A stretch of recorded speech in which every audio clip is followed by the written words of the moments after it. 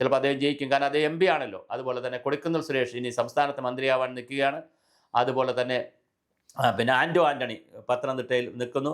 അതുപോലെ തന്നെ പിന്നെ ബെന്നി ബെഹനാൻ മത്സരിക്കാനുള്ള സാധ്യതയുണ്ട്, സംസ്ഥാനത്ത് മത്സരിക്കാനുള്ള സാധ്യതയുണ്ട്.